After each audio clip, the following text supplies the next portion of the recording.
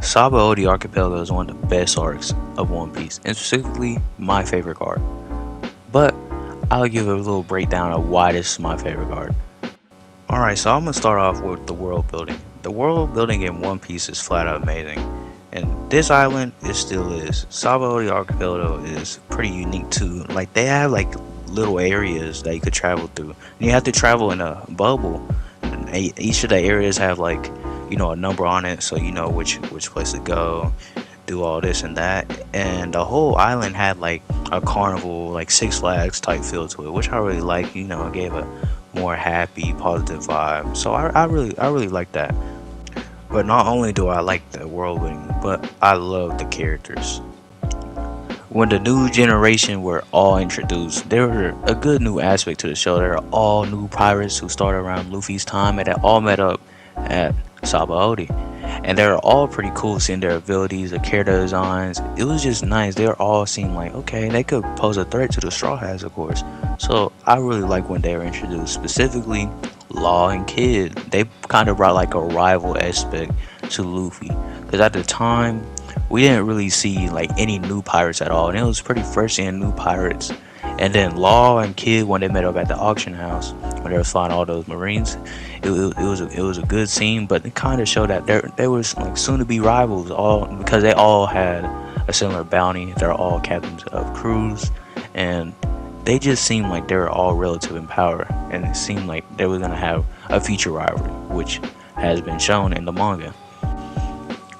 Also, we got characters like Jury Bonnie, Haruj, Scratch Poo. All those characters have cool designs, great devil fruits. Jury Bonnie's devil fruit is pretty cool. Able to change her age, and Rouge able to, just get stronger after taking damage. I love abilities like that in anime.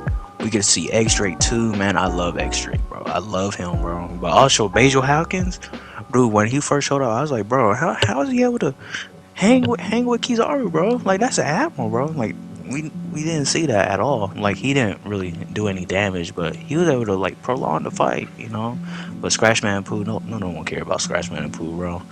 Like, he's ass. Like, come on, bro.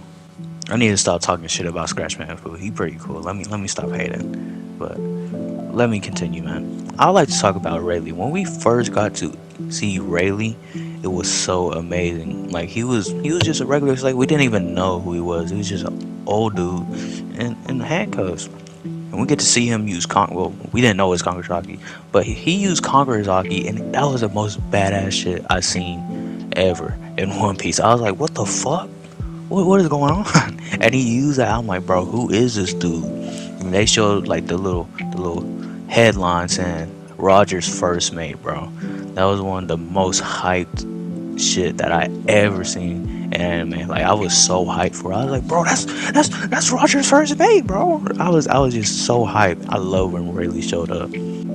But also, Rayleigh was so cool because he provided so much information for us. Like, he was literally gonna tell Luffy where the One Piece was. Like, that's how much information he had. But also, I want to specifically talk about when he came in and saved Zoro, bro. That clean was so safe. He came out of nowhere.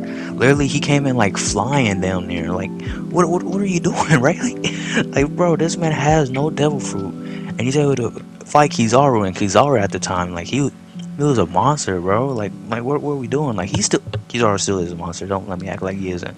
But it was just crazy seeing Rayleigh do all this shit, and he's so old, and like, he's Roger's first mate, bro. There's no way you weren't hyped for it, man. Also, in this arc, it did show like a lot of slaves, because the Celestial Dragon owned like a lot of slaves, and they gave out a warning. There's like, if you hit any of these Celestial Dragons or attack them, or send an admiral. And it was tough seeing all these slaves getting mistreated. I know we got to see Cammy and Hachi be misused and treated terribly. And when Luffy punched that Celestial Dragon, bro, that shit was so enjoyable. He deserved that punch, bro. He was so annoying. I'm so glad Luffy did it. But at the same time, logically, that was pretty stupid of Luffy, because it damn near got them all killed if Kuma wasn't a good guy at that time. But the main point of this arc is the Straw Hats being defeated. I know throughout all of One Piece, we've seen Luffy and the Straw Hats somehow make it out somehow, some way. They either defeat the villain or they just make it out somehow. So I thought probably the same thing would happen. They would somehow escape Kizaru and Kuma and all the pacifists that were struggling. We saw Rayleigh come. I was like, okay, Rayleigh came to save them. They're gonna make it out somehow, and then go to the Grand Line or the New World and do all this. But that did not happen. But when each of the Straw Hats got defeated and just smacked out of existence, it was so emotional. Like, you could literally see all the expression on their face. They were so hopeless and so desperate. They would do anything to get out of this point. Chopper uses Monster Point. At the time, it was so risky. It was so risky because he would just destroy everyone. He used that and it didn't work. Everyone was so desperate. And seeing the emotion when Luffy felt when all of his tries were gone, he was over here throwing a fit, like he was throwing a temper tantrum, like it was a 5-year-old kid, bro. Like, you could feel the emotion. He did not want to lose his friends. He didn't want to lose Straw Hats. So he could feel the bond that they have and that they all love each other at the end of the day. No matter, Nami punching all them in the head, Zoro and Sanji going back at it. At the end of the day, they all cared for each other, and we obviously seen that.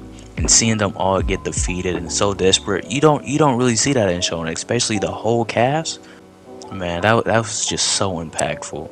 And obviously, when they came back in the time skip and meet all up at Sabaody, it was such an enjoyable scene, seeing them beat all the pacifists. I feel like everything was gonna be okay. Like, there's not gonna be no threats that they can't beat, and it was so enjoyable, man. And I love when they did that, man. It felt like Straw Hats are gonna be unstoppable, which they kind of are. But this is why Sabaody is my favorite arc in One Piece. I appreciate y'all for watching. Leave a like, comment, some feedback. I'm fine with whatever. We just talk in the comments. I also have my socials in the description down below. And yeah, I appreciate y'all for watching. Y'all have a good one. Peace.